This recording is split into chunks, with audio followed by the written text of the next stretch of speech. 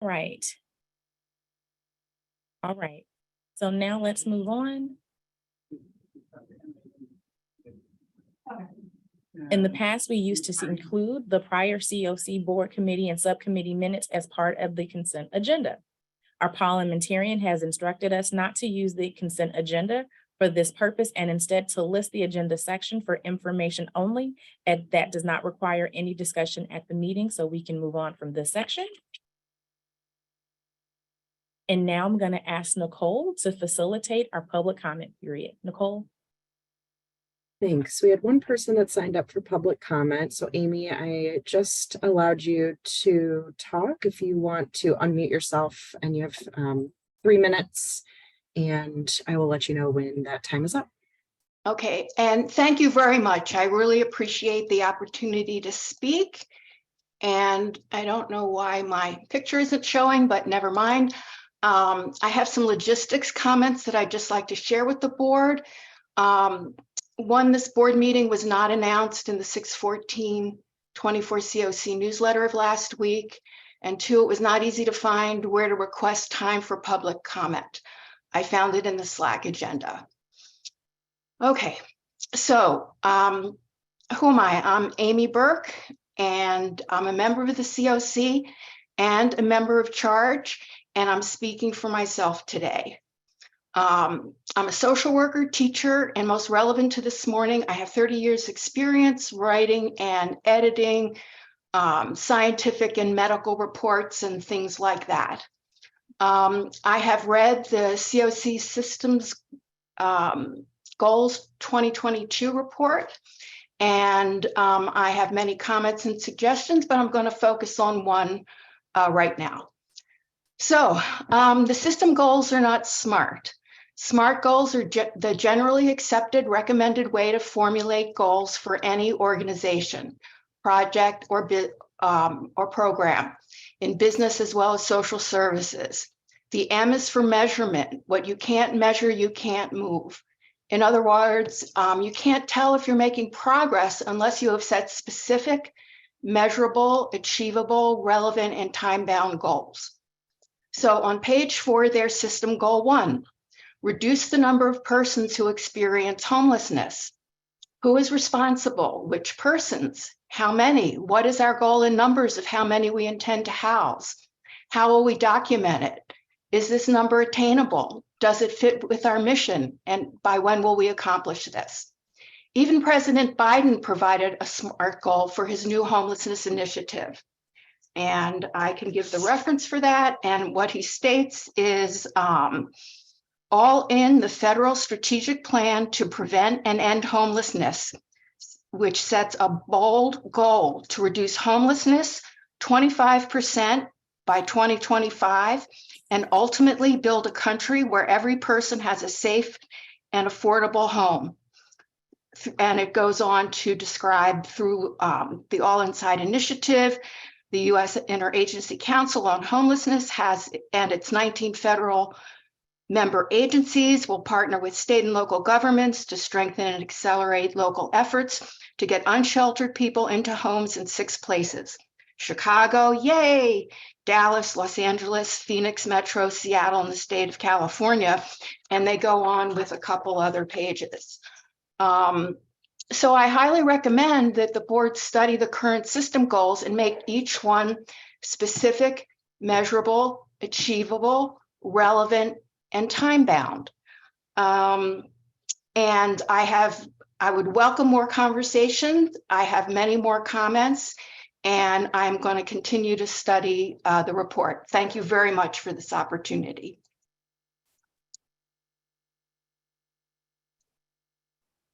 Thanks, Amy. And there was no one else that signed up for public comment. Oh, now we're going to move on to finalizing the CoC board priorities. The team has been working as a collective. You all have been working really hard on this. At the CoC board retreat, this was one of our primary topics. And so, Nicole, why don't you show us, give us an update? Great, I'm really excited. I'm really excited to bring a summary of what happened at the board retreat and then some recommendations. But mostly I'm excited to hear the board discuss what are the potential next steps for the CoC in terms of priority areas. So just a reminder about why the board held a retreat. The CoC's has a lot of sort of priority areas that came to light this year. So we had 5 lines of action. We identified additional priority areas of focus at the beginning of this year. And then since then, Chicago Chicago CoC was invited to participate in the All Inside USICH initiative that Amy just mentioned. The Chicago Continuum of Care was awarded the special NOFO, and we're continuing to see a large number of asylum seekers come to Chicago. And so there were a lot of competing areas that the board needed to work through, and decided that the right thing to do would be to come together for a longer session where we can just focus together on the priority areas of the day. So the goals of the CoC board retreat were to review and determine pathways for the competing priorities, including that there might be some things that the CoC needs to say we can't do work on that right now, or putting it in a parking lot, and then make a final proposal for which of the CoC priorities should be staffed and resourced through the end of 2024, and who will work on it and how the work will be accomplished. The priority areas that were under consideration are on the screen here. You're probably pretty familiar with them at this point. And we asked board members to review the priority areas. We provided a snapshot on each priority area, including considerations and what it would mean to sort of prioritize this area. The CoC board also decided to poll the CoC membership to get some feedback. And then the discussion that happened at the board retreat was grounded in data. So we looked at system goals data and some of the updated trends that we were able to look at, and also grounded in that feedback with a special focus on feedback from those of lived experience.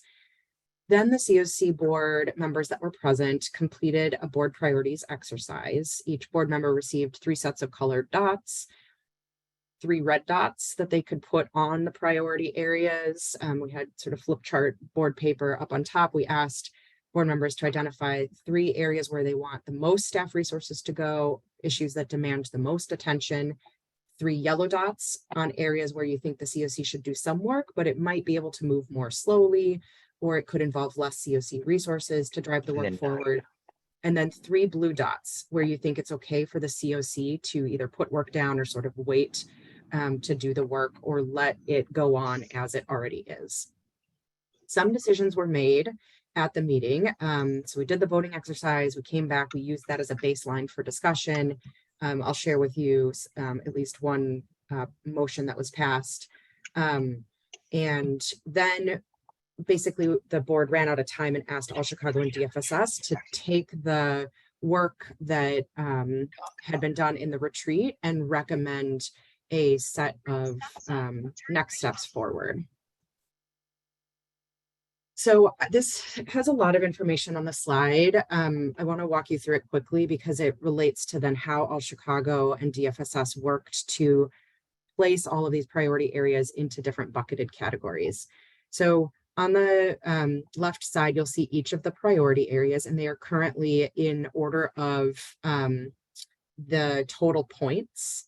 And so how we derived the total point categories is that where there were red dots, I think it was the most staff resources, most attention, you'll see here that basically for the first category, 11 board members indicated that they felt that it was a high priority area that needed a lot of staff resources.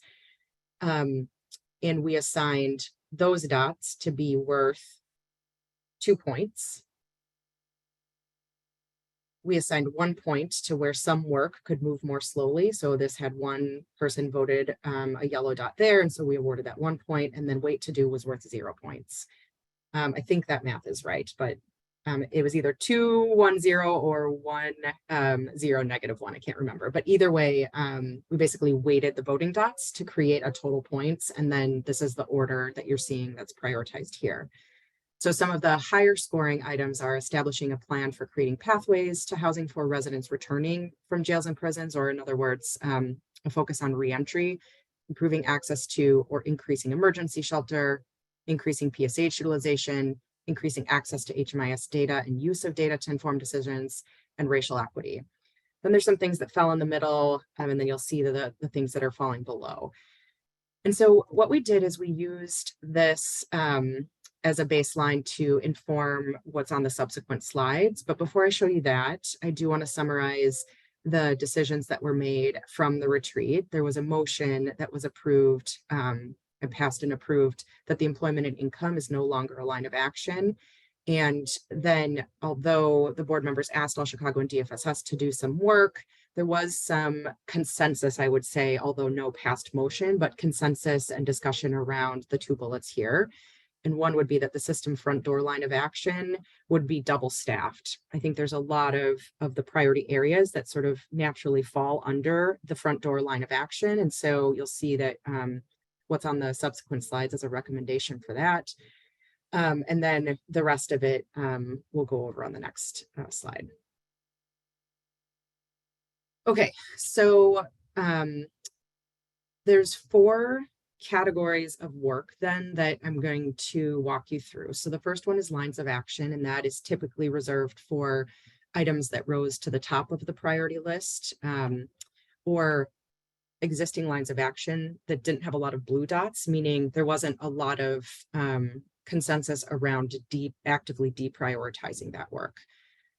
The second category that we bucketed work in is delegating it to lead agencies, but stipulating that there should be higher than normal community involvement. And so this, on our subsequent slides, you'll see is reserved for topics that are naturally tethered to a lead agency role, but where a high level of community input is needed to accomplish something.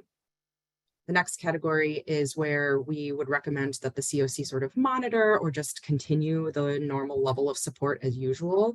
So this is where topics, for topics where existing work is already happening and there wasn't a lot of feedback from the CoC board that said this is an area we really need to dedicate a lot of time and attention to at this time.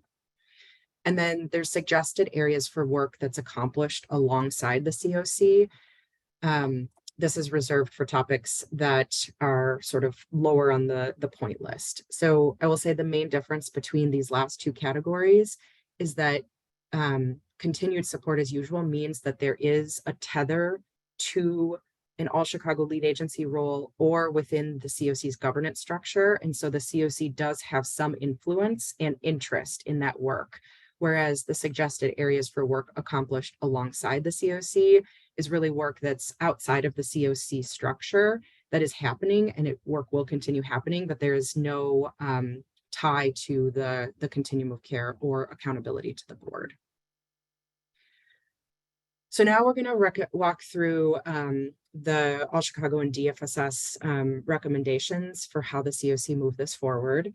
So the suggested lines of action that we're bringing to you all is that we have the racial equity line of action remain in place, the system analysis, resource and development line of action remain in place, that the system front door remain in place but get doubly staffed, and that the expedited housing initiative currently is in place but will sunset soon, making room for the reentry line of action that will start this year. In 2024, we think that there is going to be an opportunity for a new line of action once the system analysis and resource development line of action completes its work, but I think we can wait on that decision. So I think what would make sense is if I walk through all of the suggestions and then I'll turn it back over to Commissioner Kanazi and then we'll go sort of like point by point, motion by motion, so that we can follow Robert's rules. So just a quick reminder about what it means for something to be a line of action. At the CoC board retreat, we talked a lot about governance and accountability and how do we make sure that work is embedded with those things sort of documented. And so the line of action governance is documented in the CoC implementation structure. Each line of action has a leadership team that's responsible for the work. The staffing structure is that there's project managers that really drive the work. The project managers then are holding that line of action accountable to the executive committee, right? So the executive committee technically oversees the lines of action and brings things to the board when needed. And then the decision-making structure is that the leadership team makes strategic decisions, bringing things to the board as necessary, but project managers make operational decisions. So then we're moving on to the second category of work. So these are sort of areas that got a medium high level of voting and priority at the board retreat. So there was that one related to increasing access to HMIS data and use of HMIS data. And we think that that sort of naturally sits within the HMIS committee, but should receive a higher than normal level of community involvement. Typically, the HMIS committee makes a lot of the decisions, and representatives from that committee are sort of wearing the hat of whoever they're representing in the meeting. For this, we think that there would be other community input opportunities, so not just decisions made by the HMIS committee. Similarly, with PSH utilization, we feel like that could sit with the CES leadership team. So the governance for that work is that the committees are really making decisions. If it's broader than just within that line of work, then they bring it to the CoC board for larger strategy and policy decisions. All Chicago staffs the committees. They're held accountable by the CoC board, and the CoC board gets updates at the board meetings. And then the decision-making structure is that those committees make the decisions related to that topic. Third bucket, so this is sort of like medium to low areas we feel like are areas where there's suggested for CoC monitoring and continued support as usual. So those areas are about improving the involvement of people with lived experience in decision making. This fits within and is part of the collaborative applicant role already, and we've started to do some work on improving this. Developing and implementing an advocacy agenda. You guys have added a seat to the board about advocacy. That person could also consider starting an advocacy affinity group. Dedicating a priority area for youth. We think the youth affinity group can continue to operate and ensure that voices of youth and youth providers are at every table and help make it a priority that way. And then creating a plan for new arrivals. We think decisions needed as it relates to new arrivals can go to the committee that's charged with that body of work. So whether we want to include new arrivals in HMIS can go to the HMIS committee. Whether they should be enrolled in coordinated entry can go to the coordinated entry leadership team. And then the front door line of action will, because of the work that's going to be parked under them, will in all reality just sort of help deal with the shelter access and some of the new shelters that have been stood up for new arrivals and help determine what the CoC needs regarding those. Each one of these areas already has an existing governance structure, some of which I already shared, but there is sort of already an established way for this to be tethered to the CoC implementation structure or CoC board. And then the last area is essentially areas where the CoC board is going to say, great, if work continues on this, that's great, but we're not going to direct All Chicago to be part of the work. We're not going to ask for updates on this, and we're not going to actively staff this as an area. So that is improving processes for preparing and addressing documentation, advocating for increased salaries for homeless response system, improve connections between housing and healthcare, and employment and income, which is sunsetting as a line of action. I already explained what this means, so I'll skip over that part.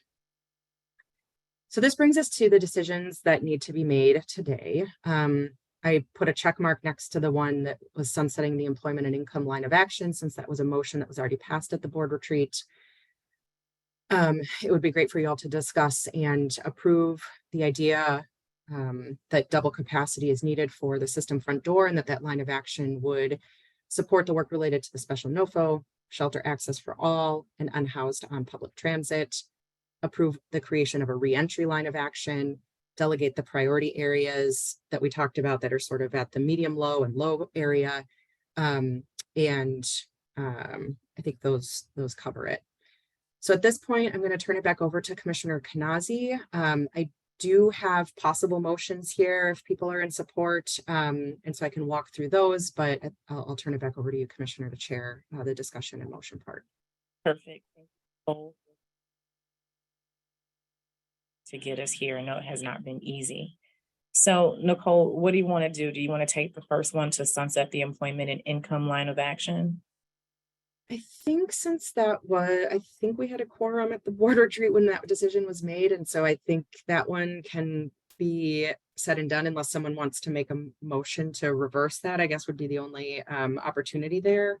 Well, the motion was passed at the retreat, then that carries, so we can move forward from that. The next one we have is a request to approve doubling the capacity of the system front door line of action to be able to support work related to the special NOFO, shelter access for all, including new arrivals and those who are unhoused on public transit. Can someone on the board please make a motion? This is Christy Prawl. I move that the CoC allocate double the capacity to the system front door line of action to be able to support work related to the special NOFO, shelter access for all, including new arrivals and unhoused on public transit. Thank you, Christy. Is there a second? This is Mary. I'll second. Is there any discussion? Can I ask a question? Okay, so Nicole, can you explain a little bit about the difference between, I feel like you were trying to explain this, but I'm still a little confused, between something being a line of action like this and something like PSH utilization being committee work? Like, what's the difference between the staffing and the time allocated to those two things? Yeah, so there's a couple things that come to mind. The coordinated entry, taking the PSH example, that could get added to a very large work plan that the coordinated entry leadership team establishes and prioritizes in conjunction with coordinated entry staff. I think the biggest difference is that for PSH utilization, the problem is pretty clearly defined, right? We all want to increase PSH utilization. And so we don't need a large body of work with a lot of input and feedback about, is this a problem that we care about? What do we do about it? How do we define success? And all of those things. And so at least we try to reserve lines of action to be for where we don't necessarily have a shared definition of the problem and a shared definition of where and what the solutions are. So I think that's one thing. And then in terms of staffing, All Chicago staffs the lead agency committee, whereas on the leadership teams within the implementation structure, it's sort of a shared staffing structure usually between All Chicago and another entity. And so there's just more, I would say, high level brains behind the work trying to get it done, as opposed to, you know, a staff person that's operationalizing things as a lead agency. Carmelo? Yeah, I understand that there will be an opportunity to add a line of action at the end of the year when STARD wraps up its work. When will we make that decision about how to repurpose that line of action? And I guess why not make it today if we've have a set of priorities that we've articulated?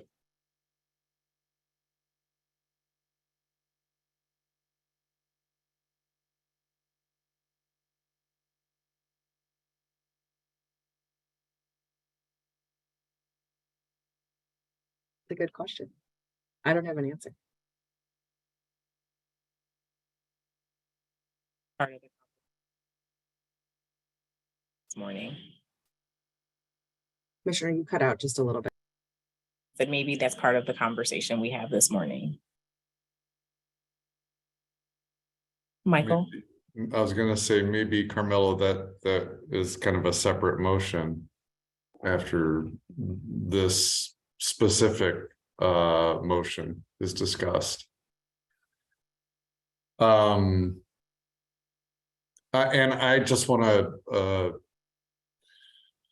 bring to light that the youth line of action at the retreat, you know, presented a request and some information, and that it's something that I feel like we need to make sure that we keep our eye on, that the youth having a line of action for youth might be something that we really want to think about. I think that one reason that as a board, we ended up with a lot of emphasis on the system front door is because there's a lot of resources coming in to the system right now that we need to understand how to deal with, as well as pressure around you know, thousands of people coming into the city who have basically doubled the number of homeless people in Chicago right now. And we need to really address all that.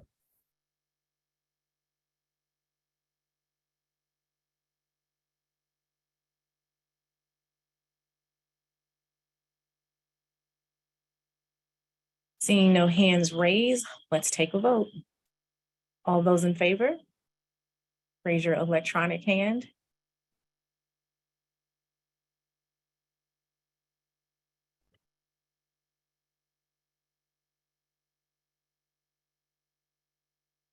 And if you're having trouble raising your hand, if you could just come off mute, that would be helpful. But I'm seeing a lot of hands, so I think it's mostly working.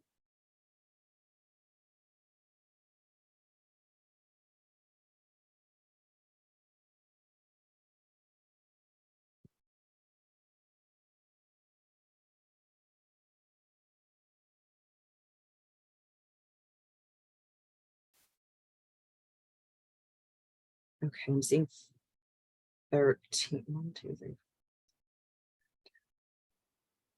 13. I see 13, and I think we could check with Joan, but I think the chair can't vote unless it's a tiebreaker. So 13 in favor.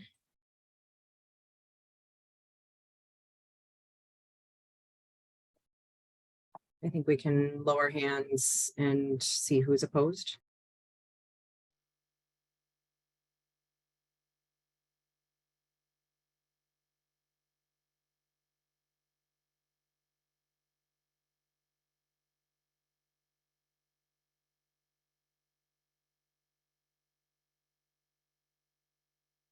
I'm noting one person opposed.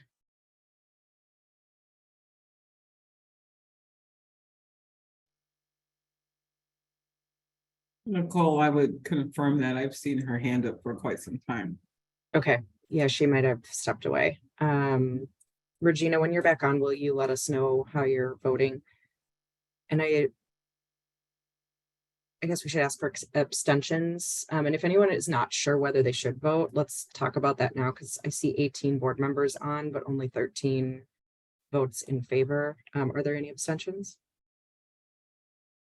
No, Nicole, this is Dr. Stinson. I stepped away. I vote in favor. Thank you.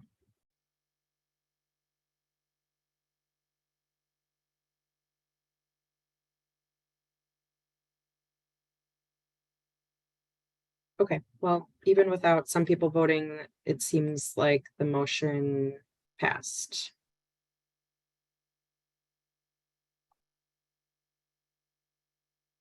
Let's go to the next one, which is to approve a new line of action for returning residents. Can someone please make a motion? And then maybe before we do that, perhaps can someone message Regina that she's got her hand up? Are you saying before, Commissioner? Okay, I think her hand is down. Now let's make a motion for the new line of action for reentry. Okay, this is Richard Rowe. I move that the CoC create a new line of action focused on establishing a plan for creating pathways to housing for residents returning from jails and prisons and residents with arrest or conviction records. Second. This is Michael, I second. Any discussion? Oh, I see you've got your hand. Oh, you took it down. Any discussion? I have a discussion with this. This is Dr. Stinson. Would this be a new line of credit? Jesus, new line of action? Okay. Yes, this will be a new line. Additional. Okay. All right. Yep. Thank you. We'll be sunsetting the EHI line of action, and this will be the new line of action.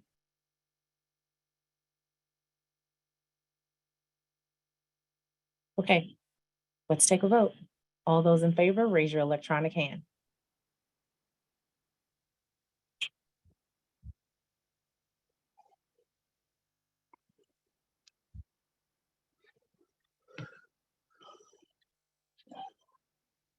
Seeing 14 in favor.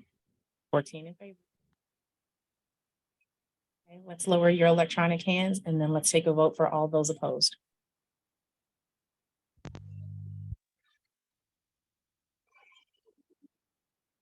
Anyone opposed? Okay, I'm seeing no hands raised, Nicole, so that motion carries. All right, let's move on to the delegate the priority area about increasing access to HMIS. All right, may I have a motion for this request?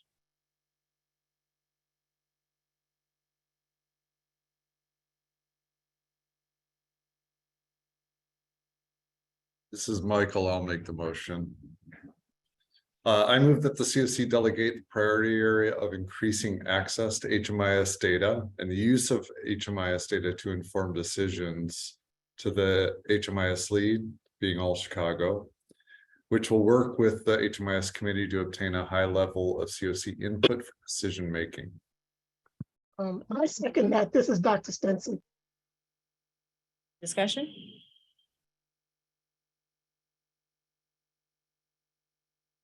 You all are quiet today. Nancy, I see your hand raised. Morning. I was just curious if you could share a little bit more about what that input might look like and how it would interact with the HMIS committee. I think that HMIS staff would talk with the HMIS committee to help get a better understanding of what are we talking about? What does this mean? What has been part of the discussion already to help set the groundwork for what are we talking about here, and then would work with the HMIS committee to determine what are the stakeholder groups needed for input.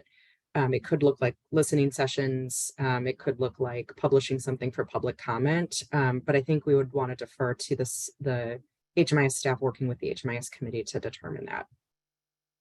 Unless other folks have an opinion or want to make that part of the motion of more clarity around what that looks like.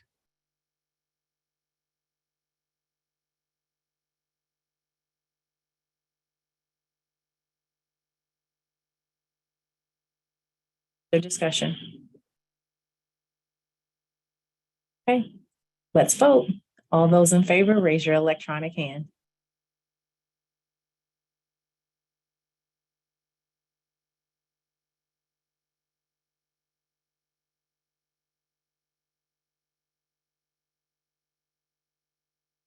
Cole, I see 14. 14. Lower your electronic hand. Can we have all of those opposed? Please raise your electronic hand.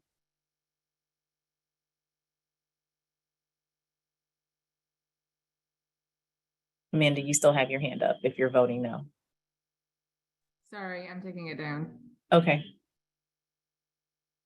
All right, I don't see any hands. Is there anyone opposed to increasing access to HMIS?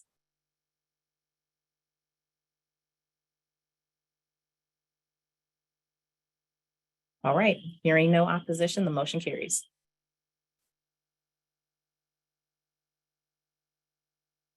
All right, let's go to the next motion.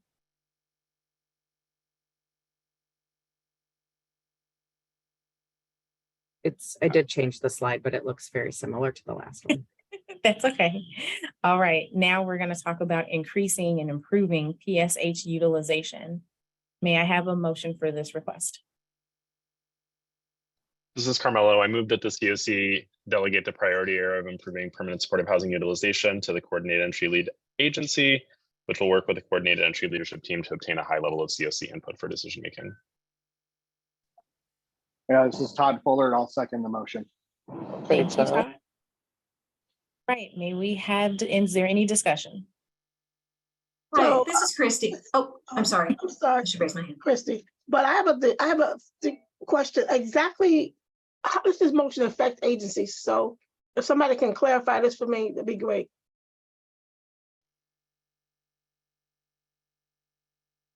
I don't know if I have the exact answer today, but essentially what you're saying is that the coordinated entry leadership team will work with all Chicago coordinated entry staff to figure out ways to improve PSH utilization with a high level of community input, which would most certainly involve the people that this would affect the most, including agencies and people with lived expertise.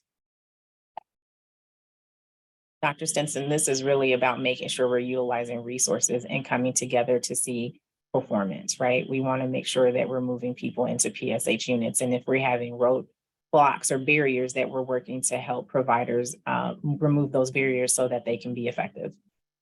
Okay, thank you. Okay, I think it was Christy and then it was Michael. So let's go there. Hi, thank you so much. Sorry, I didn't raise my hand initially. My question has to do with just the accountability mechanisms here. How do we track this, and how do we make sure that this work is getting done? I have full faith, of course, in All Chicago, but it feels like sometimes we can make these motions and then they filter out of our consciousness. And how are we ensuring that this work is actually being made actionable? A really good question, Christy. I think part of that will be the report outs, because these are priorities that we have said are for 2023. And so regular meetings of coming back to report on how performance is moving. I think, we've been talking about this for over a year. So actually codifying it is really well, but I think it'll be work in discussion, right? It'll be a work in progress to figure out how do we best track and support the providers in order to leverage their units. I don't know, Nicole, if you have anything else to add or suggest to Christy. That sounds great. On slide 18, if you have the slide deck open, I could go back to it if it's helpful, but I kind of listed the governance of lead agency work. And so to your question, Christy, the lead agency, so the coordinated entry leadership team, will make the decisions related to this topic. And since those lead agencies are responsible to the System Operations and Performance Committee and the CoC board, I think that will be the natural channel through which updates get provided.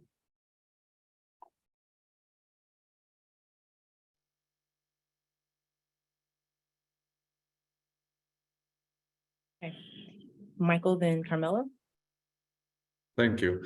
And just to follow up from what Christy said, there already are a couple mechanisms for monitoring whether organizations and programs are at capacity. So one is HUD, both we have to report on that to HUD, plus in our local evaluation instrument, organizations are ranked based on their utilization. So there are already mechanisms in place to support organizations utilizing all their units and penalize organizations for not utilizing all their units. The other concern I have about this is that I don't want to work at cross purposes for work that might already be being done. And the service providers have said that they're interested in taking on this work specifically to increase utilization of cross-permanent supportive housing. And so I don't want there to be, anyways, I don't want there to be working at cross purposes. Carmela. Yeah, this is in part in response to Christy's question.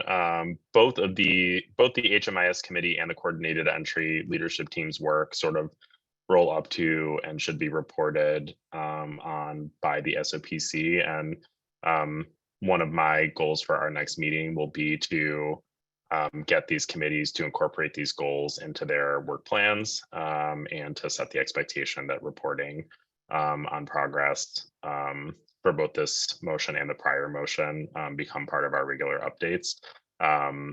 So hopefully that also ensures that there's consistent updates.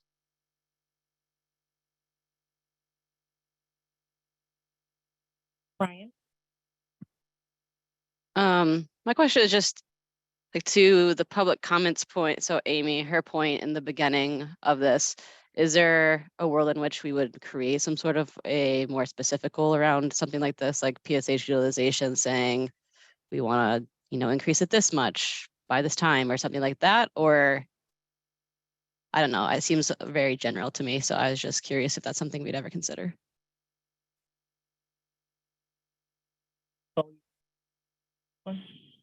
I believe there already is a goal around system performance, that the system will be above 90% of utilization for PSH. Nicole, you want to talk about that? I was thinking about a different mechanism. And so I might have lost your comment. Michael, what were you suggesting? So That there is Nicole- already a goal, Yeah, like the Nicole- 80%? Yeah, Ryan asked, should this be a little bit more specific and Yeah, defined? And so Michael was going to the, I feel like it was a year ago, Michael. I think everything was a year ago, but it could be dog years. That we said HUD requires 80%, and we saw that there was capacity still on the table, right? That all of the PSH units weren't being filled. And that's for a number of reasons. A lot of it is due to staffing, right? We know across the social service sector that people are just having trouble. And if you can't put someone in a unit, if you don't have the proper case management staff to support. And so it's not just a fill the unit, but it's, do you have all of the wraparound supports to go? We've said as a system, our goal is 90%. So that's kind of where we are. Nicole, is there anything that you'd want to fill in that we left out? Yeah, I mean, I don't think we actually, we don't know what HUD's requirements are. We've been talking with HUD about what is the percentage that they require, and basically they don't look at this. That's what our local HUD reps have said. And we can't figure out where the 80% came from.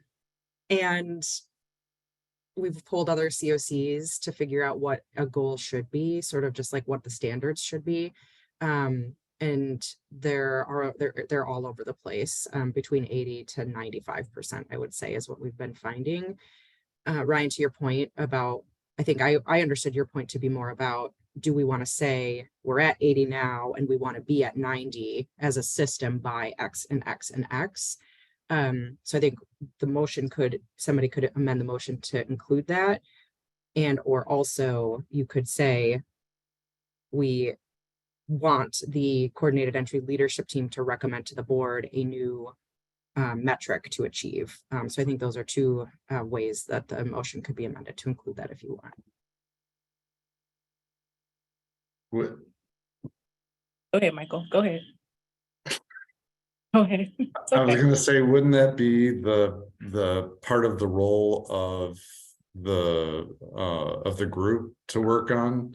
And isn't this what SOPC is doing? I mean, I feel like we're again kind of duplicating.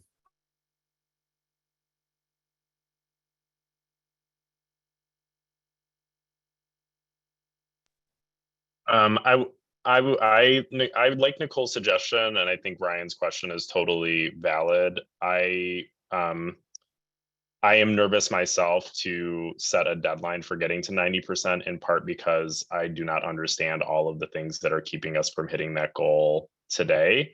So I think if we wanted to make this more specific or ensure a higher level of accountability for this, my proposal would be to edit the motion and ask the coordinated entry leadership team to come back with a plan for raising the percentage to 90% by a certain date. That feels like it would, ensure a level of focus and, get us some information soon without setting a goal that we can't achieve because we don't understand what the problem is.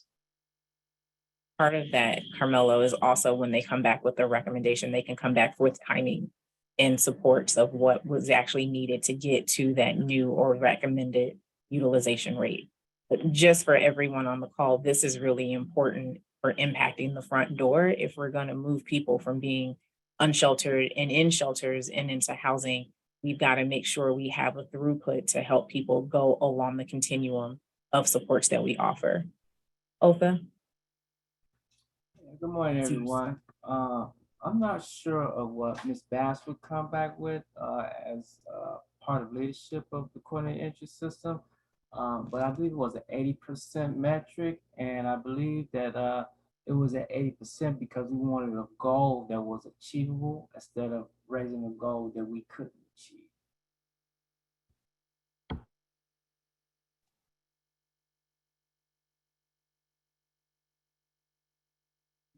Okay. All right. So we have an amended motion. Can I have a second? Amendment to the motion. We have an amendment to the motion. Can I have a second to include the amendment?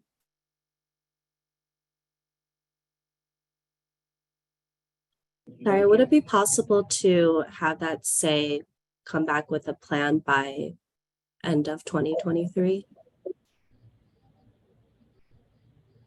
Just a question. Is it possible to get that? Do we think we can get that plan sooner? It's June 21st. I want to say third quarter, right? I'm just question. Winter will be here, so I just want to make sure that whatever we put down. Regina? I agree, Brent. I think we need to come up with a definitive plan way before the winter. Like, this is so urgent.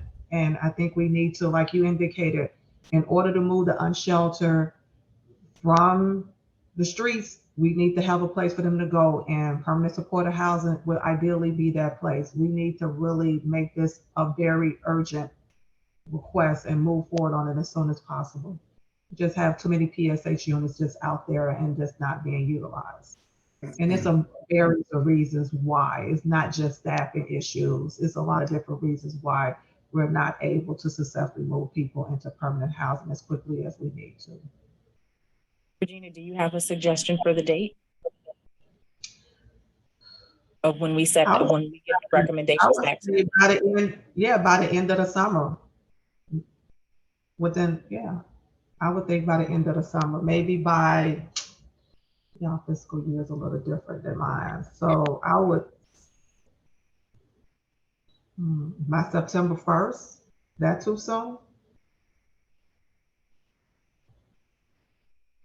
Debbie, Nicole, Michael.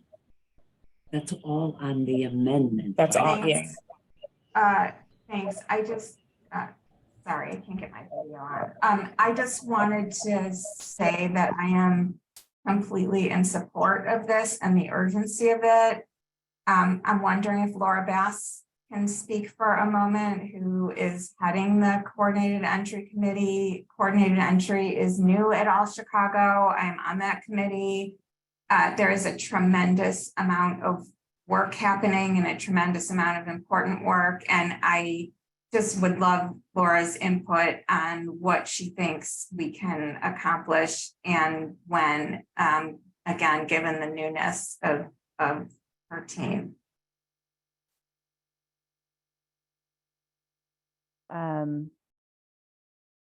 My recommendation would be that we set a goal of coming back with a plan by the end of Q3, so by September 30th. Given everything that Debbie and other folks have shared, we want to, I think are completely in agreement with the urgency, but it is a really complex issue and want to make sure that we have a good plan. We're going to vote again to amend the motion to. Okay, you're to amend. You're voting on the amendment, and then after that passes, you vote on all of that as amended. Yes. So we want to change that from September 1st to September 30th. Okay, there's still a few more hands. Carmelo? Do I have a second? Sorry, I need a second to change that to September 30th. My apologies. This is Christy, second. Thank you. All right, we're going to continue the discussion. Carmelo. Could we embed the 90% goal, increasing PSH utilization to 90% or something like that? Like, we want the plan by September 30th, but I think if we all agree that 90% is the goal, it could be helpful to articulate it. Okay, so let's see, how do you want to write that?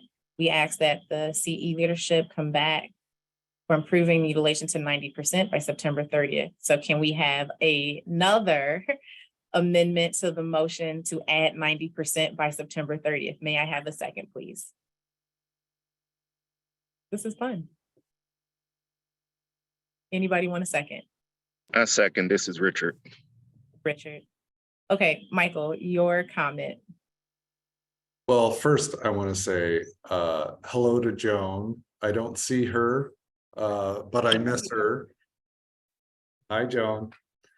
And second, I just want to say that, you know, I'm concerned as a service provider because, you know, we really want to fill our units. We are dedicated towards housing people who are homeless and hiring the staff to be able to do that properly.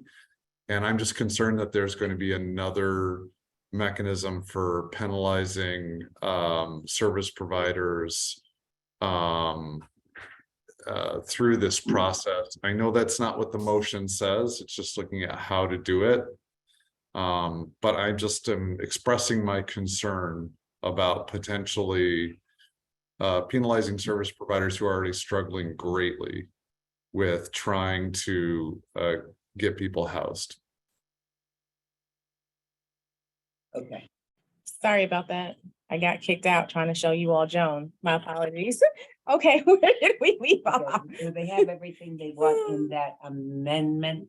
All right, was there, oh, Nicole, Michael, you made your comment? Okay, all right, Nicole, you have your hand up. Thanks. Yeah, I just put it in the chat too, but I would like to request that Amendment to the motion. board consider choosing either a deadline of a decision by September 30th or that you need a high level of CoC input for this. I know it seems like September 30th is a far away date, but high level of CoC input means several opportunities for involving a lot of different stakeholders in the conversation and the solutioning. And I do not think that you can do both of those things by September 30th.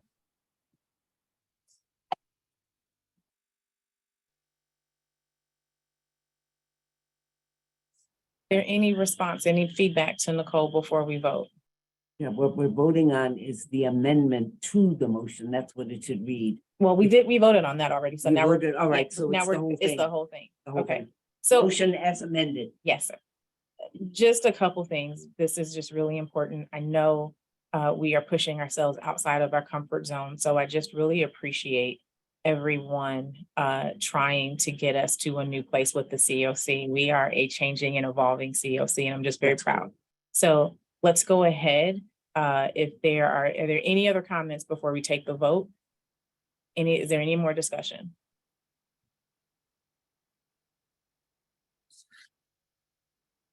Christy? Yeah, do we need to respond to Nicole's request? That was Have the we- question on the floor. Does anybody Yeah, have a response for before we Nicole? vote? I mean, I just want to articulate that I am sympathetic to the capacity issues that All Chicago is facing, as well as very sympathetic to the capacity issues that the providers are facing. So Michael's comment as well. So I hate when those kind of very weighty observations and insights come up and we sort of leave them unacknowledged. So I just want to acknowledge that I do hear both of those concerns, and if there's a way for us to tweak this that meets the satisfaction of those very meaningful objections, I think that we should push ourselves in that direction.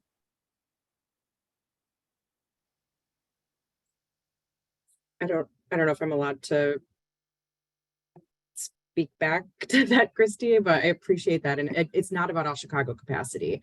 It's really about, like, you know, we could probably get you guys a plan within a week if we said, great, tomorrow we're holding an input session, done, like, here's something.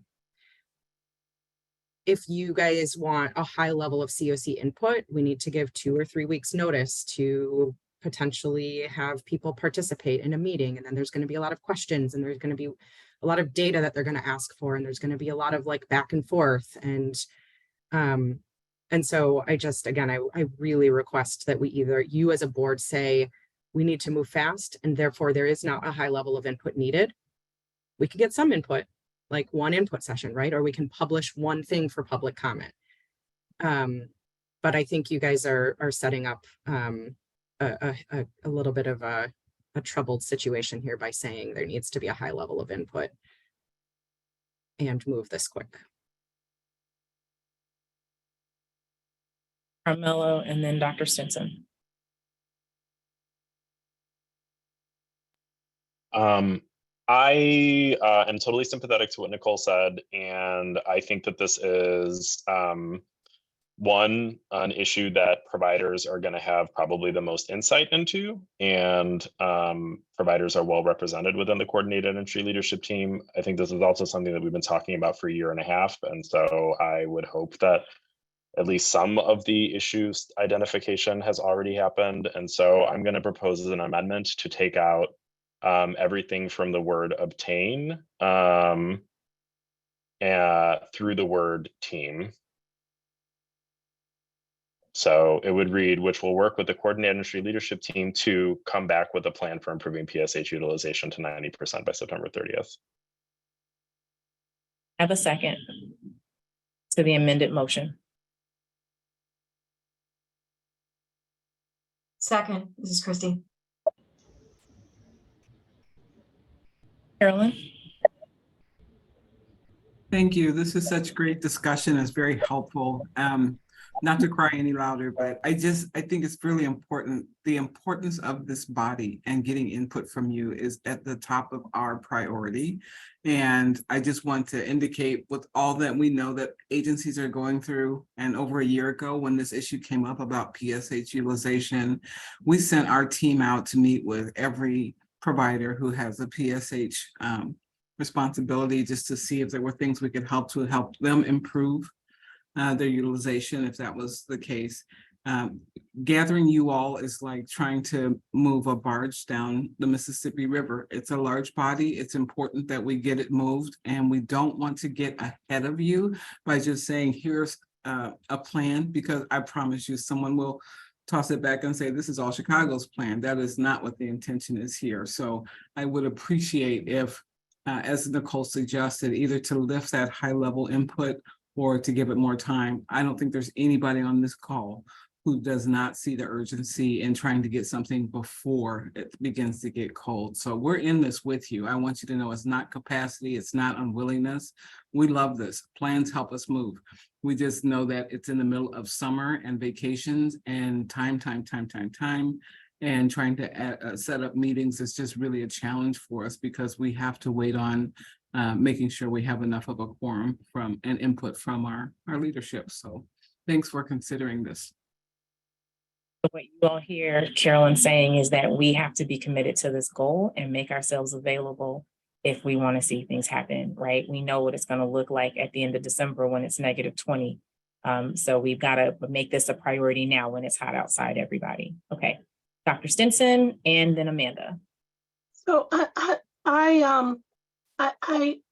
like Michael, I struggle with this, but I do see the urgency. I do too see the need.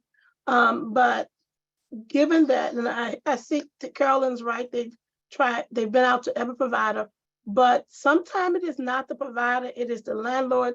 There are so many moving parts in getting our units filled.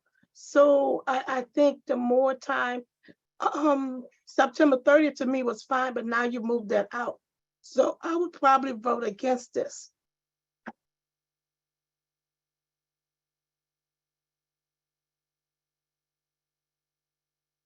Hi, I think it's my turn now. I just wanted to reiterate my support for what Nicole said and indicate that I would support empowering all Chicago to work internally towards the deadline, to what Carolyn said as well. I think we're all on the same page with wanting to get folks housed as quickly as possible and as safely as possible. And I think trusting all Chicago to be able to execute on the intent of the continuum of care is important, and to empower them to take this forward and to move towards a deadline I think is, is well understandable and reasonable. And so I would support empowering All Chicago to take this and to move forward, and think expediency is more important now than consultation. I think we are lucky to have the folks at All Chicago that we have leading this effort, and empowering them to move toward this deadline, I think is more important than continuing an overly consultative process. So just wanted, I think it's after all the other speakers, I think a little duplicative, so apologies for that, but just wanted to issue my support for the team at All Chicago and my preference for expediency over consultation. Everybody for your feedback. Is there anybody else? We're coming close, so we're at 10:33. So no, there's one more item that we've got to go through. Is there any other discussion on this? Okay. Hearing no discussion, let's take the vote. All those in favor of the motion on the table that the CoC delegate the priority area of improving PSH utilization to the coordinated entry lead agency, which will work with the coordinated entry leadership team to come back with a plan for improving PSH utilization to 90% by September 30.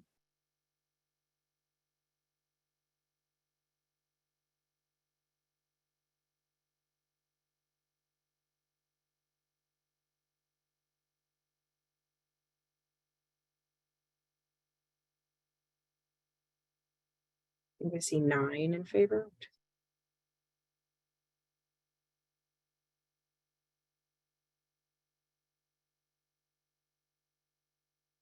Fluctuating between 9 and 10. All those in favor, please raise your hand.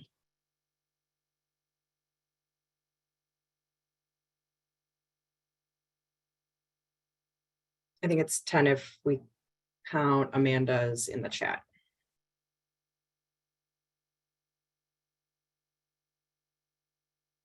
Please lower your hands. We're going to take the vote for those opposed.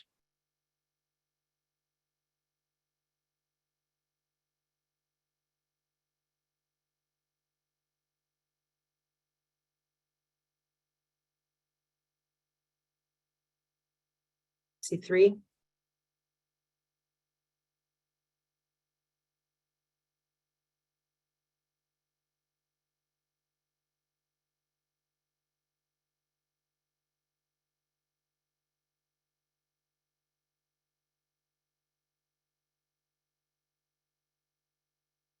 Oh, I think you're on. I can't hear you, Commissioner.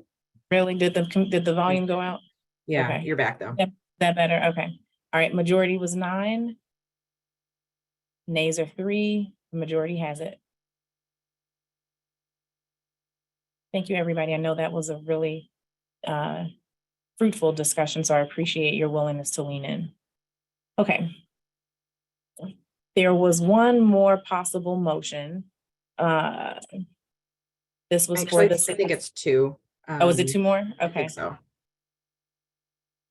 Let me read it first. So we want to continue to provide suggested areas of CoC monitoring and continued support.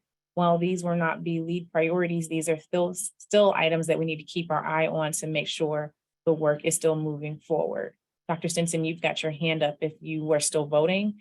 May I have a motion for someone to introduce the motion that's on the floor?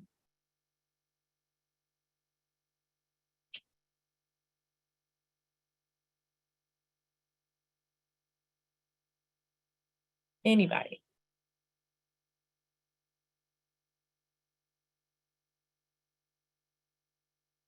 Sure, I got you. I move that the CoC delegate the following as suggested areas for the CoC monitoring and continued support as usual. Improve the involvement of persons with lived experience in the decision-making process. Develop and implement an advocacy agenda to increase affordable housing and supportive housing. Priority area for youth, creating a plan for new arrivals. All Chicago will ensure updates on these topics at future CoC board meetings in their role as collaborative applicant and CoC board support. There a second?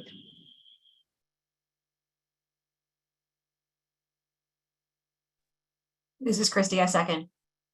Christy, discussion.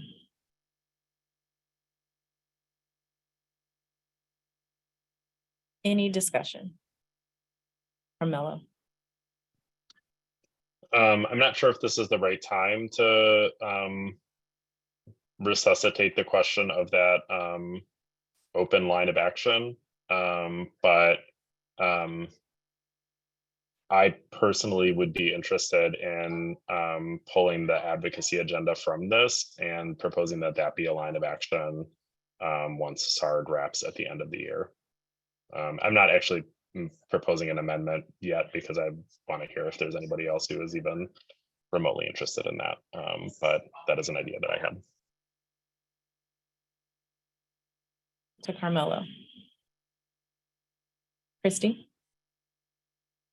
So, I admittedly that possibility, I'm processing it in real time. And so, forgive me that these are just kind of off the cuff perspectives, but I will say that I was the one that was really advocating for our advocacy seat on the board and have felt for a very long time that the CoC and the advocacy community were not sufficiently integrated and intersectional in our approaches and our collective impact goals. So I like the idea at first glance. There are probably some guardrails that I'm not thinking about right now, but namely that we only have one advocacy seat on the board. And so the question of how to populate such a line of action is something I think that needs some discussion and some thought, but I am overwhelmingly in favor of this conceptually.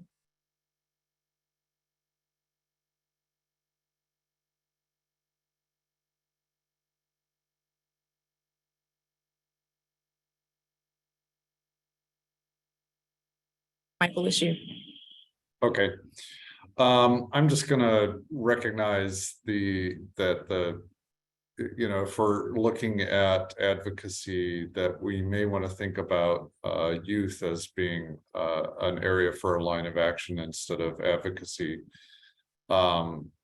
Youth are a growing number of homeless in our city, and if we aren't more effective in how we're bringing resources in to serve youth, we're going to create more long-term homelessness as adults. And so I really think that closing the door for people entering the homeless system is a better use of resources. And so that's why I would support having youth be a line of action instead of advocacy.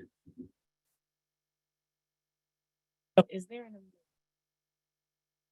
to make, or is it better, Nicole, to do a separate motion if that is what the board would like to see? I'm not sure. I feel like they need to be two separate motions. So perhaps, if you don't mind, can we take this one, if there's a modification or amendment to this one, and then Carmelo, I will allow you to make your proposed motion. Does that work for you all?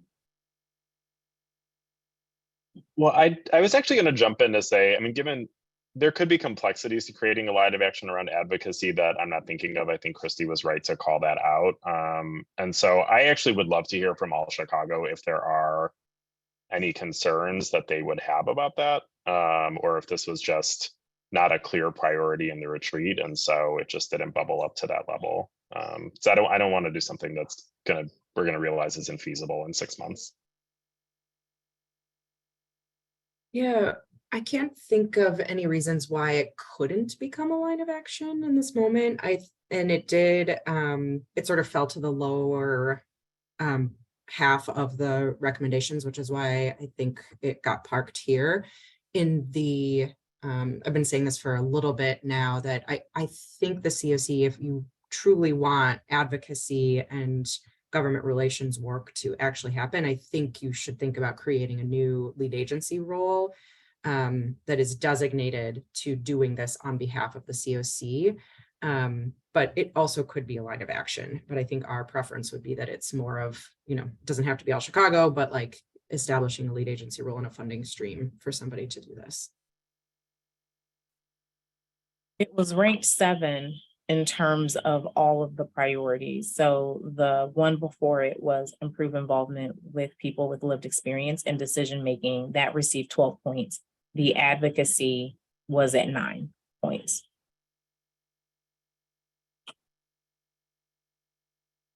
So, Christy, you have your hand up. Do you have a comment? I have a question actually, and this relates to Michael's suggestion about creating a youth line of action. I have a twofold question. One is, are we required to have an additional line of action, or can we let, I think what we have now would be 4 lines of action with the reentry? Maybe it's, anyway, are we required to fill that space with a line of action?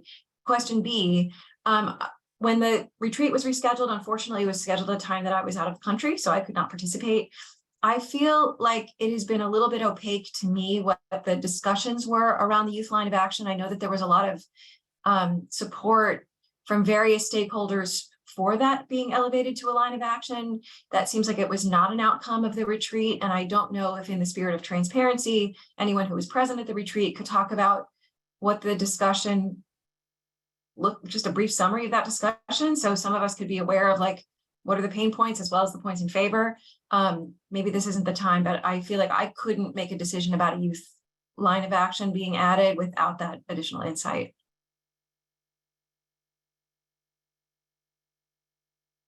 I want to share some of the feedback from the board retreat. I don't think there was much discussion. I can look in the minutes. The discussion really started around areas where there was clear consensus to either prioritize or deprioritize something, and the things that fell in the middle sort of weren't really discussed that much. If anyone else who was there is remembering differently, please chime in.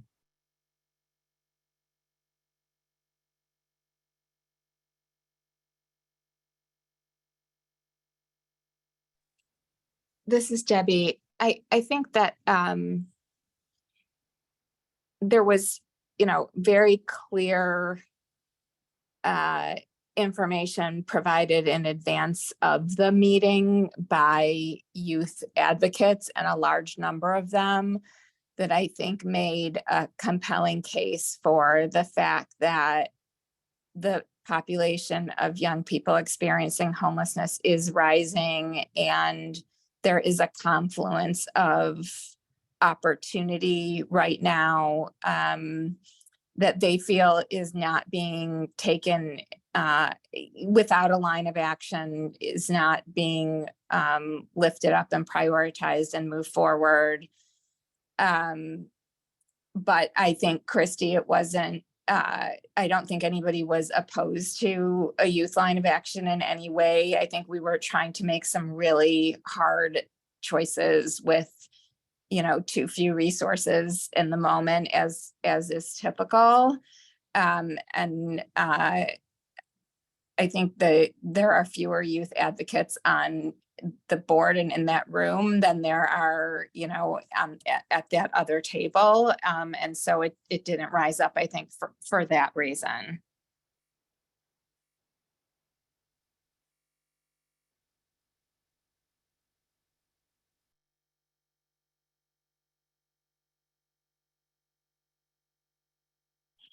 Christy, any other questions?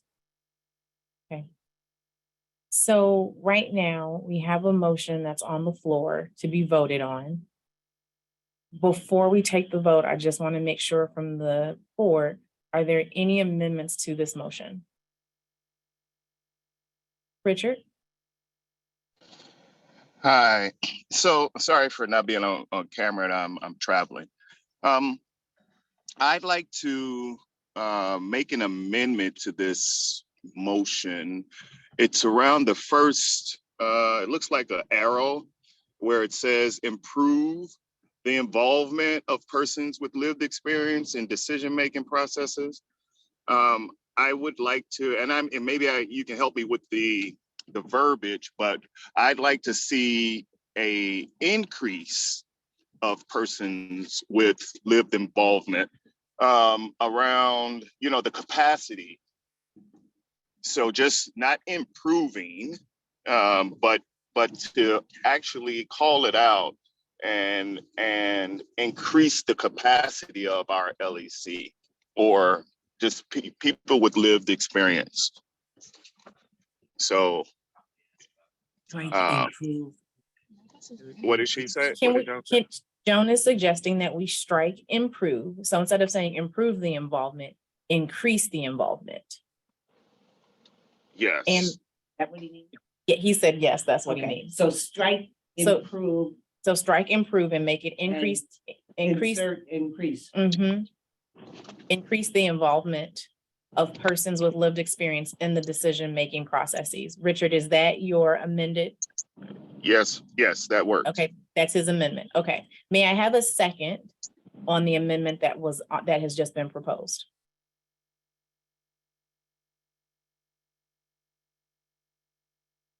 I'll second it. It's Michael. Michael? Okay.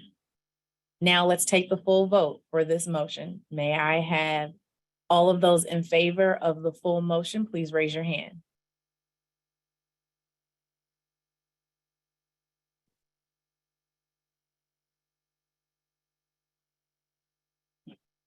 So far, we're at 13 hands raised. So maybe you can separate. Good. Okay, thank you, everyone. Please lower your hand. All of those opposed, please raise your hands.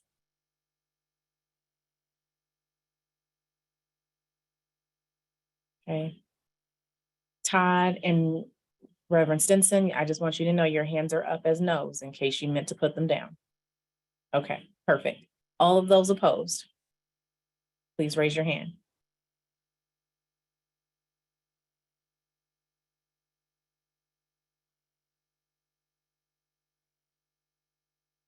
Anybody opposed? Okay, so far I see no hands. All right, thank you all. The motion carries.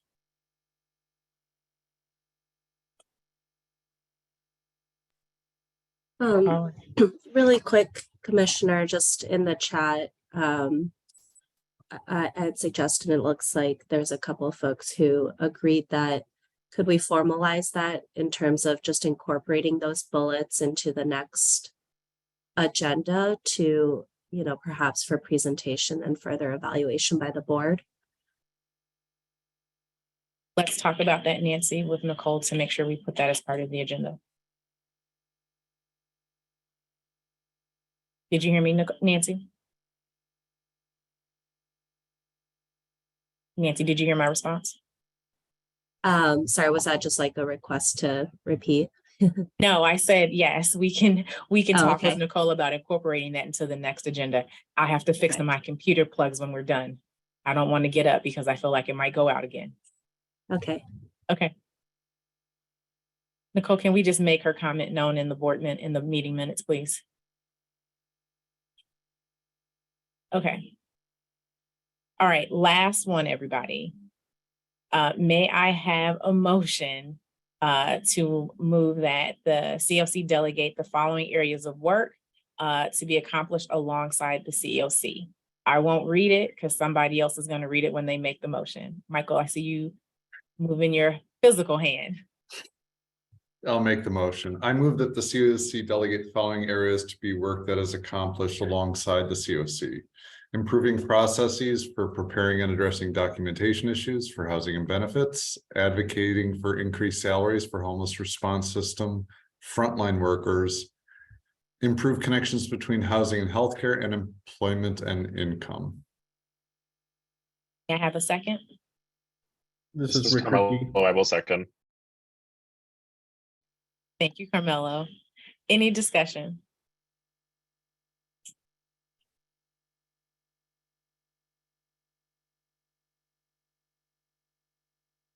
Any discussion?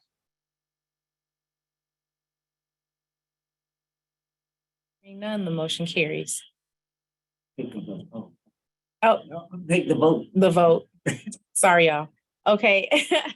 All of those in favor, raise your hand. Oh, thank you for your patience. All right, I see 10 hands. And one in the chat. Debbie voted in the chat. Okay, so then 11 plus Debbie. Oh, wait, one went down. So now we're at 11, 12. I feel like I'm at an auction. Okay, 13. All right, thank you. You may lower your hands. All those opposed, please raise your hand. Todd, you still have your hand up. Okay, we're clear. All of those opposed, you may raise your hands now.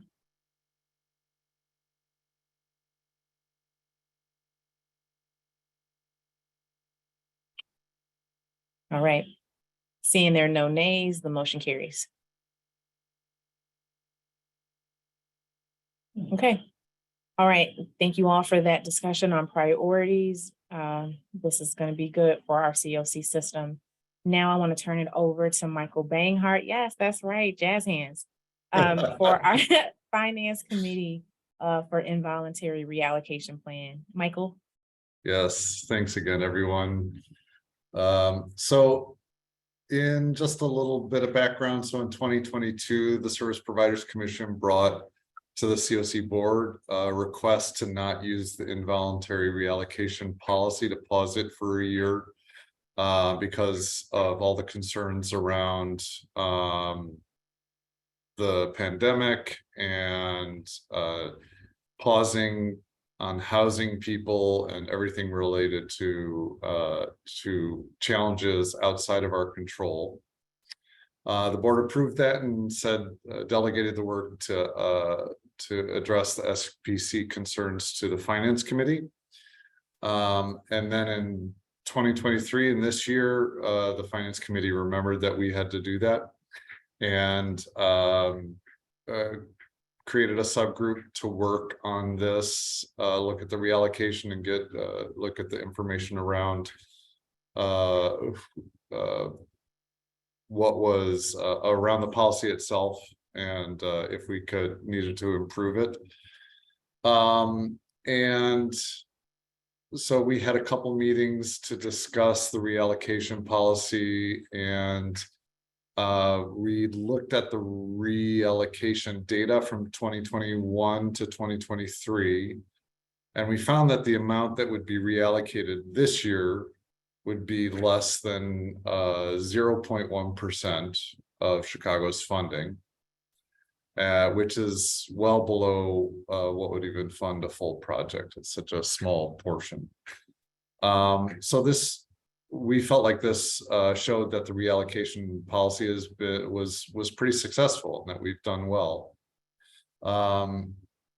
With one note that there are still unspent funds that was much larger than this, primarily due to the effects of the pandemic and staffing issues. So they didn't meet the reallocation because of they're only a year or 2 years of underspending. And so they didn't fall into those, that being 3 years. Or it was the first year of a grant, right? So it wasn't a chronic issue. And the only way that we would be able to recapture all of those funds would be if we had a UFA, which we don't have. So, and Nicole might correct me on that because, you know, that's my assumption. Anyway, so we ended up with basically two options that we wanted to bring to board. One is keeping the voluntary reallocation, which there was money collected in the past few years. And the second was to suspend the involuntary reallocation policy for another year while we work on improving the TA and creating recommendations for updating the policy. So that's the first option. The second option was to keep the voluntary reallocation, but stop involuntary reallocations until such time as there are significant dollars that could be recaptured and the COVID effect times out. I think the other concern we had was that there's a significant effect from COVID and organizations not housing people, and as well as, of course, all the staffing issues, as we know now with as we just recently discussed. So those are the two options. Does anybody have any questions?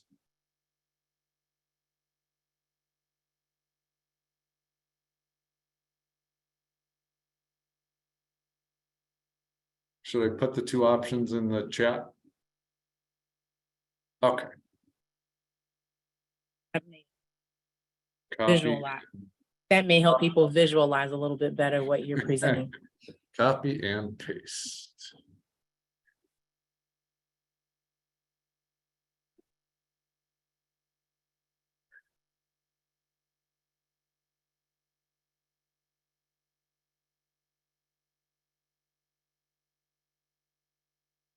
And then, Michael, while you're copying and pasting, maybe you can double task. Can you just talk about how much funding we've seen that's been voluntarily or involuntarily reallocated over the last several years?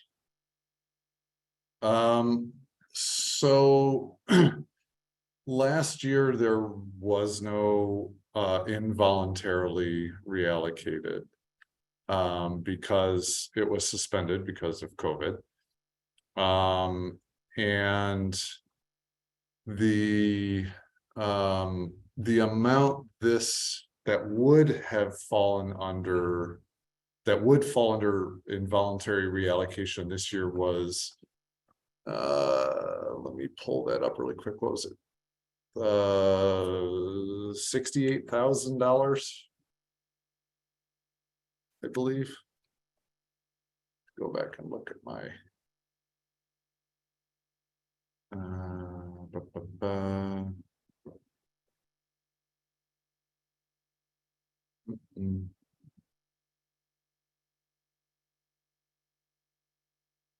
yeah, okay.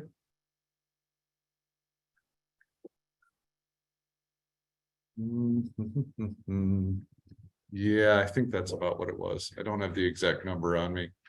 And Zach is not here today to help. I don't know if Nicole, you have that at your fingertips, but Commissioner, were you asking for the amount that was involuntarily or voluntarily reallocated, or the amount that we have been returning? How much have we been returning? Maybe let's start there. Let me pull the numbers. that's a different number. So I had them up and then I got rid of them, sorry. In 2022, we capture, there's a couple ways we can look at the information, but we capture it in the local evaluation instrument. And the reason it's difficult to calculate is because grants end on a timeline. And so you kind of have to look at a 2-year period. But the amount for 2022 was just over 4 million. And then it was a lot less during the pandemic. So I'll put the exact numbers in the chat. Yeah. So the trend we're seeing is not surprising, in my opinion. We've seen the previous year, it was 2 million. I go back to that screen. In 2021, it was 2.7 million, right? 2022, it was 4.7 million.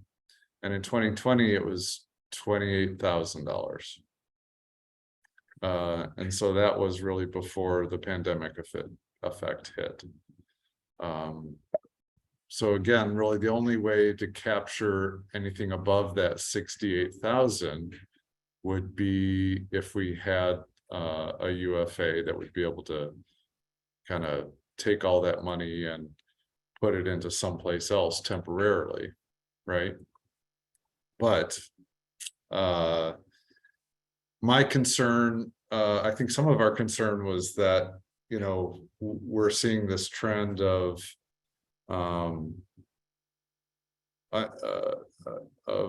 unspent funds going back up again. And that's absolutely due to our inability to hire and house people.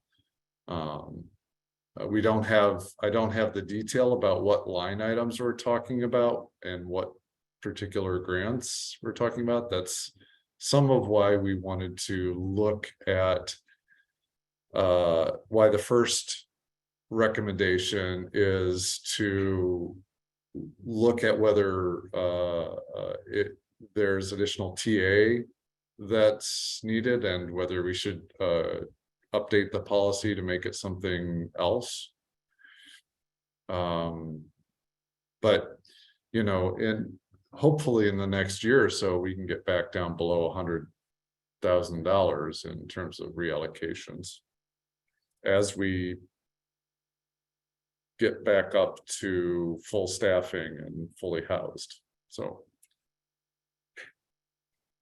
Ryan has a question in the chat. What does ARD stand for, Michael? It's the sorry, that's a annual very renewal demand. yes, good job. Hey, I Annual got renewal it. demand. It's the amount of funding that the Chicago Continuum of Care is eligible to apply for every year, which changes because every year it goes up. Right. Are there any questions or is there any discussion?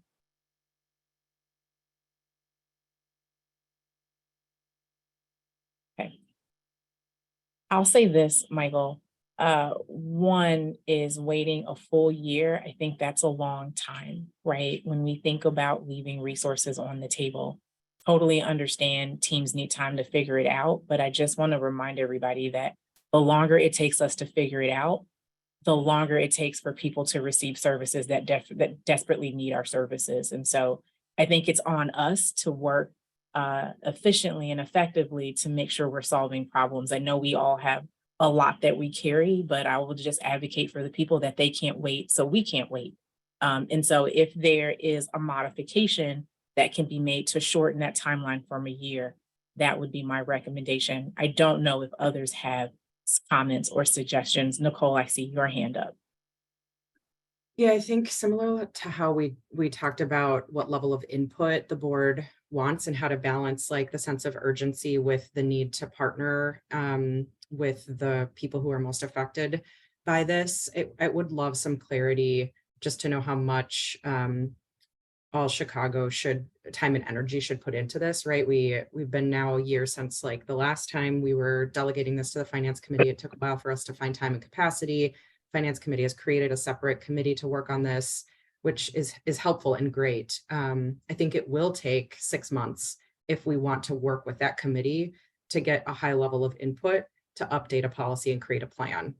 Similarly, the board could say, we already had a policy that was worked on before, and it had a lot of people that worked on that. And could you get updates by the next meeting? And then all Chicago could get a tiny level of input to put that forward. I'm not saying one is right or wrong, but I want clarity from the board about what level of input you want all Chicago to spend collecting on this. And again, I mean, I think the only way we're going to be able to capture that $4.7 million that's not being spent is if we have a unified funding agent, right? And you know, our policy now is that it is multi-years of unspent money, right? So it's not 1 year. And so you could have a contract that underspends $1 million in 1 year, and then the next year it spends it all. And so then in a third year or fourth year, maybe they come back and they underspend it by $500,000. Well, so none of those dollars would be recaptured because it's not consistently underspending, right? And you know, so the only way we're going to look at, we're going to really be able to get that 4.7, which I feel is a lot of money and could really help our system, but it's not money that we have, it's money that we weren't able to use.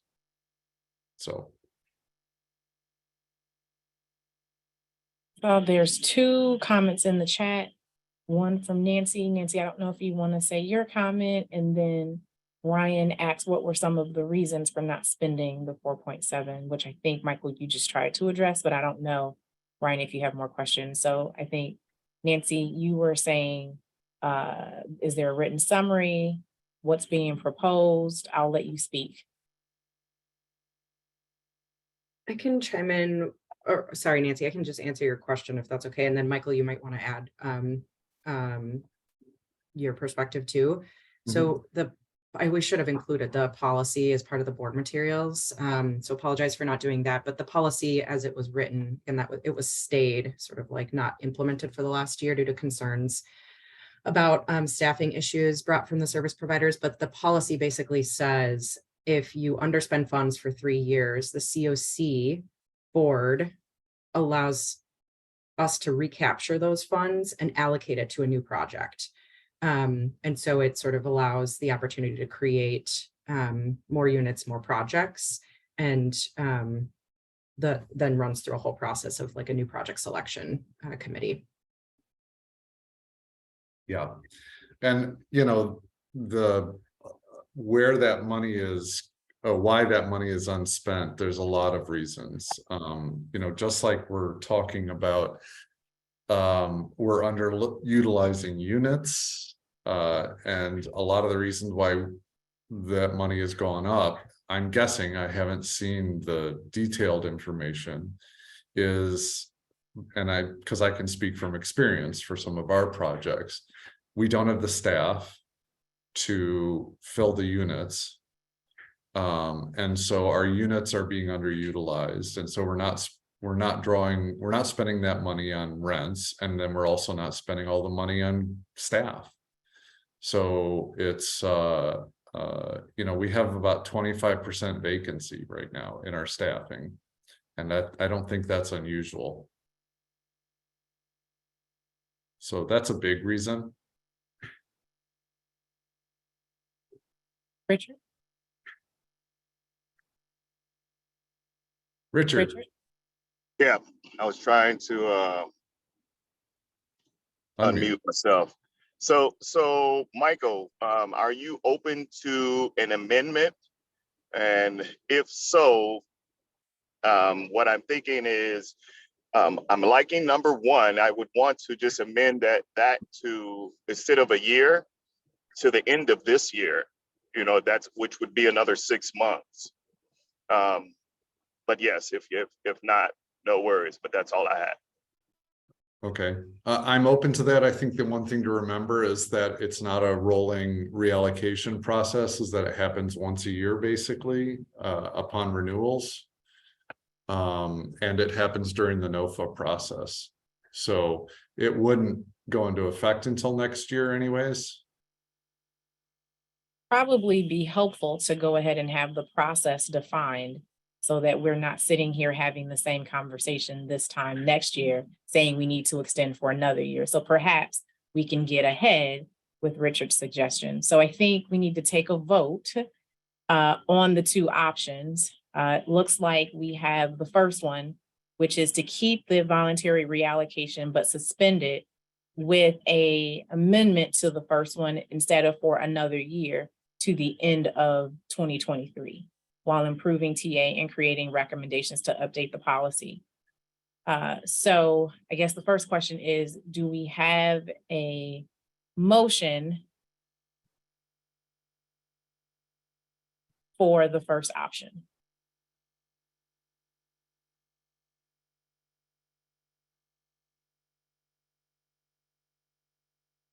Anybody? I'll make the motion for number 1. Okay. Do you want me to read that? And then the other piece to that is it still has the 1 year. I would want that to be the 6 months. I don't know if I can do that or not. You can do that. You can make the technicality that is within the motion is that the policy is being suspended for the FY 2023 NOFO. There you go. Right, so we're not doing it this year. So we can get to a policy by the end of this year that will go into effect in 2024. Gotcha. So the way it stands, I'll make a motion to number 1, keep the voluntary reallocation, but suspend the involuntary reallocation policy for FY23 NOFO while work on improving TA and creating recommendations for updating the policy by the end of 2023. Is there a second?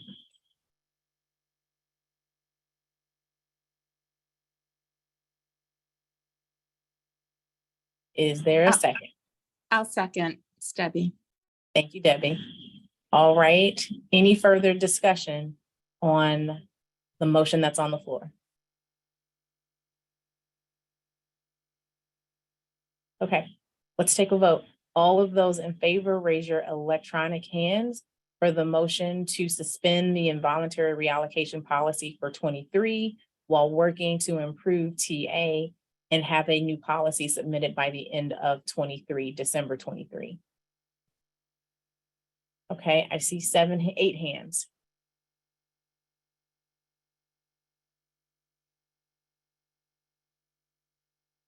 All right, 8 hands so far. All right. Let's lower your hands if there's nobody else. All those opposed.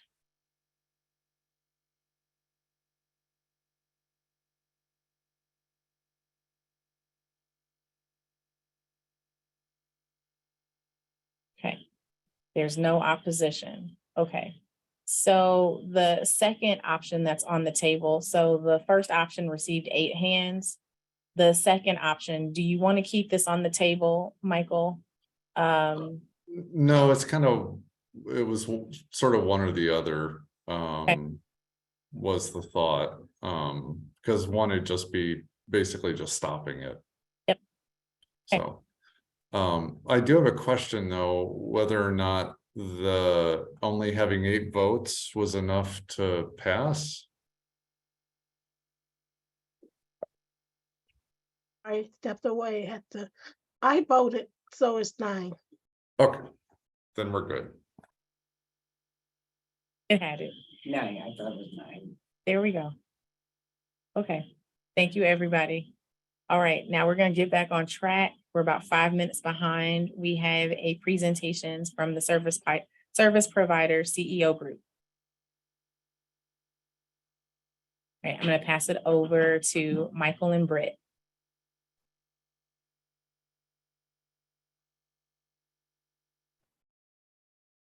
Michael and Britt, are you on? Can you all hear me? Yeah, good morning. I think we're both here. Michael was going to lead off. Yep.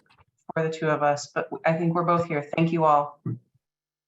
Well, good morning, everyone. I just wanted to jump in with an update from our service provider CEO group that has started meeting back in February. You heard from representatives at the last meeting. To just bring you up to speed on what happened following that meeting, we formed a recruitment and retention task force. Obviously, you've talked a lot about it today. Obviously, one of the biggest issues that we are facing as providers is remaining fully staffed. When we are fully staffed, we're able to fill all the units that we have allocated to us. So that is a huge priority for us. As you all know, our HUD contracts are pretty locked into support services. There are no annual increases. And so we are often faced in the difficult position of being able to raise those salaries to keep them competitive. And so the CEO group really looked at how do we begin some advocacy work around this to create additional funding to help increase the salary ranges of those we're hiring, to retain staff, but also to recruit staff by having a salary range which is more appropriate and more competitive. That work led to the task force focusing on some state funding potential. The initial work that we are doing is looking to focus to acquire about an $8 million allocation in the state budget to support this initiative, this issue that is impacting us greatly. We also think this is an excellent way for us to address the unused units. Obviously, no one wants to just keep units unused. It is usually caused by a lack of staff to do that. So we think our utilization rate will be increased by being able to make efforts in this arena. Just recently, just a little bit about that $8 million, we are looking at money that complements the support service dollars we receive in our HUD contracts. So actually that is looking at that 25%. and asking for dollars to go along with that, to collaborate with that effort, which would give us more flexibility. Just to speak from my own agency, we have been trying to raise the ranges of our salaries, but we're now outspending our grants, which is putting our agency in jeopardy. So we have those two problems: agencies who are able to raise the ranges and others who are raising the ranges, but having to use generally operating dollars in order to do that, making their financial situations vulnerable. So we continue along this effort. We just recently met on June 12th and approved a couple steps forward. The first is to really seek out to develop a campaign around securing $8 million of state government funding to help the support service work being done on our grants, on our HUD grants. That would be a statewide effort. We are currently just meeting with our CoC, and that we would have to expand that work, that advocacy work, to the whole state. And that is kind of moving forward. We also set our own fundraising goal. Obviously, this work cannot be completed without some support. We're looking at approximately about $100,000 budget, which would include both the planning of a campaign and the execution of a campaign. Currently, the providers themselves have made commitments. We are at about 80% of our providers having made commitments, and we are just under a $40,000 commitment from the service providers themselves. As you know from the last meeting, we also sought support from the CoC. That went to the Finance Committee, and we will be preparing a more formal proposal to go to the Finance Committee for that consideration of kind of matching dollars to those that the providers themselves are already putting in the mix. And then the final thing, we have agreed to work with the Supportive Housing Providers Association, SHPA, in looking at the preliminary work and really developing a campaign. That would be the first stage, which would then lead into the lobbying or the strategy campaign that would follow. So that is a very quick update on what we are up to at this point. And I would turn it over to Britt, if you had any additions to this or any questions that people might have of what we're doing. I think the only thing that I would add, just before everybody starts with questions, if it helps with framing, is that, you know, the reason that we are excited to be doing this work, hopefully in partnership with the governing board and the CoC, is that, broadly speaking, you know, the goal of a continuum of care is to promote a community response to ending homelessness. And I know we spend a lot of time in these meetings focusing on the strength of what we already have committed from HUD, but, you know, hopefully we're going to, and I think this echoes the conversations you're having about advocacy and other things, we're going to extend our reach and our vision to trying to strengthen the network with other resources, which is why we're coming to the governing board for this conversation about matching funds. And I appreciate that maybe there are others here who would like to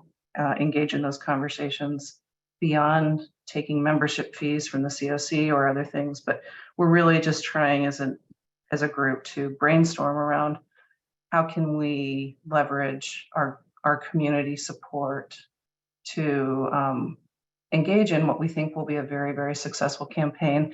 It really builds on the history of what SHPA was founded to do probably 15 years ago. And we're optimistic that this could be a very successful campaign. So we look forward to having further conversations and following up with a more concrete proposal. But if anybody has thoughts or would like to have follow-up conversations, please reach out.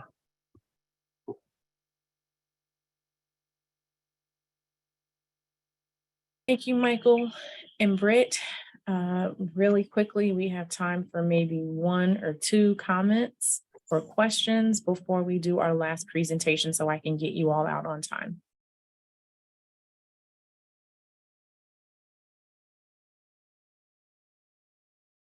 Okay, seeing no hands, seeing nothing in the chat, I'm going to go over to the SOPC and Data Performance Subcommittee presentation. Great.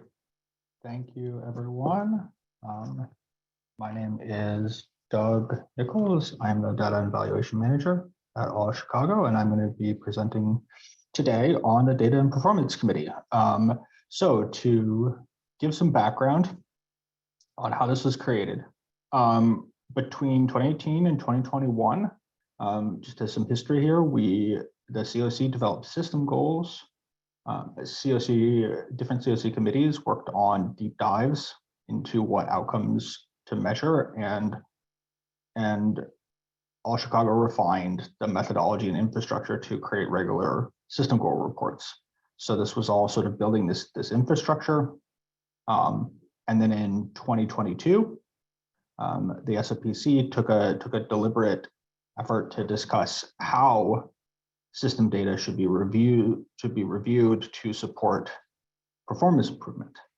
Simultaneously in 2022, All Chicago was drafting a performance management plan to drive performance improvements on both project and system levels.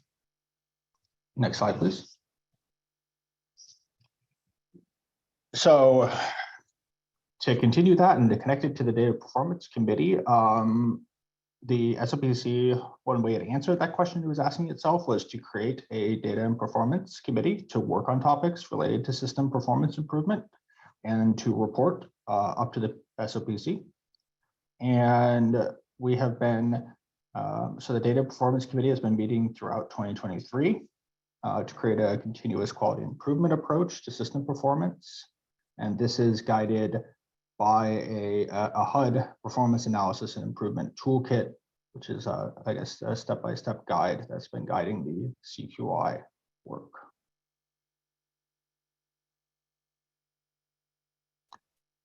So the Data Performance Committee, we have identified work areas for 2023. The first one being that piloting that continuous quality improvement approach for system performance.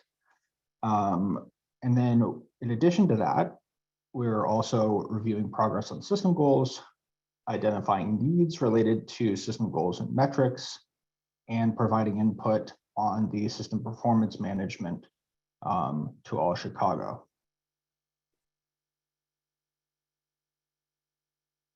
So just to highlight a little more in detail about the CQI pilot, which was central, as we just saw, it wasn't the only work area, but was definitely central to the group's work. Show a couple of slides on that. So the CQI process, in All Chicago's graphic interpretation here, it starts at the top box, which essentially says to measure and analyze performance, which we do with the system goals, in order to identify a focus area. And the group has completed that part. We've identified a focus area, and then it goes forward. It begins to drill down into that focus area in order to identify contributing factors to performance, ultimately leading to identifying a specific strategy or strategies which would improve performance based on those identified contributing factors. And then at the very left-hand box, you want to have a plan in place to assess the effectiveness of the strategies that were put in place. This is the basic 4-step CQI cycle. In terms of our progress to date, we have done the first part. We've reviewed performance data. We selected a focus area, which is the second part of that first step. This the focus area that the committee selected was to improve length of time homeless with an emphasis on racial equity.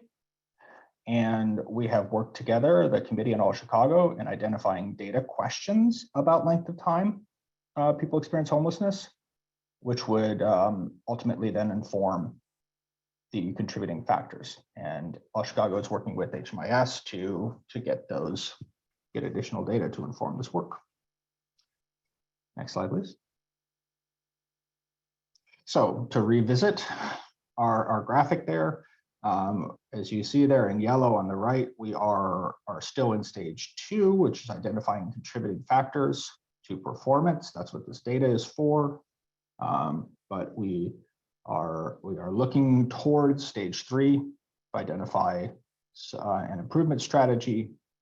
And with that in place, we will also be thinking about stage 4, which would be assessing the success of that strategy. Next slide, please. So really, as I just said here, we are continuing to review the contributing factors influencing performance. And once we have that in place, we will identify what the committee identifies as the primary contributing factors, and that will then lead us to thinking about strategies to improve those factors. So if there are questions or comments from me, or I can hand it back to Mr. Knazi.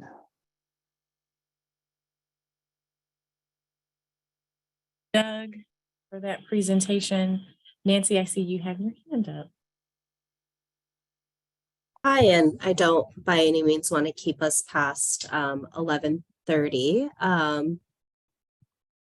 Thank you. Yeah, thank you for that presentation. I was very interested to learn more about the approach. I feel a little bit of concern about not having clarity on when those improvements will be tested, like what's the speed at which we can progress through one cycle of the continuous quality improvement loop, particularly if halfway through the year we've only selected one metric within the system performance goals. You know, that feels like, okay, what's the pace to progress through the rest of the system performance goals? Yeah, that's a great question. I can quickly say that part of the purpose of CQI is to focus in on a single area in order to kind of delve deeply into it. The timeline we have in place, we are hoping to have a strategy identified by the end of the year or mid-year and kind of continue with that process. But the last thing I'll point out is that this is one of the reasons we've identified it as a pilot, because all of those great questions, Nancy, that you just said, are part of what we are determining through practice, and we plan on reflecting on that as a group. And the last thing I'll just say, because it's been the theme of the board meeting, this is CoC committee work. It does not move fast because it requires, like, there's a culture in the CoC that a lot of input is necessary. We can move faster if we decide that something is so urgent that we need less input. And the other thing that's related to this is the prioritization of HMIS data requests, right? In order to run the data, to do the CQI work, that goes into a queue of other data requests. And there are it's hard to get all of the data requests done, as you guys have heard many times. That's a great question.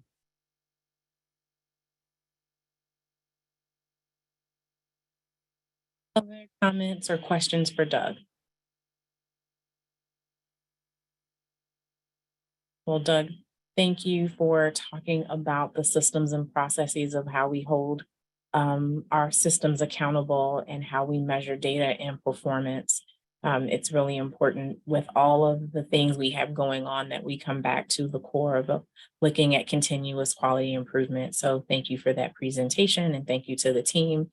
To all of you, thank you for hanging in there for this 2-hour meeting. I think this meeting had a lot of good discussion, and so I appreciate your participation and your willingness to just really have a dialogue about how do we serve best those who are unsheltered. So thank you all for your participation. Thank you for your engagement. And just so that you all know, we are pitching the idea for an in-person meeting. I think the board retreat was inspiring, so may have to change the date, but definitely stay tuned. We'll try to get a pulse of when we can get together for our full board meeting in person. So looking forward to that. And with that, I will bid you adieu and say enjoy this beautiful day. And I'm sure we'll talk soon. So happy Wednesday, everybody. Have a good day. Have a good day. Thank you. Good.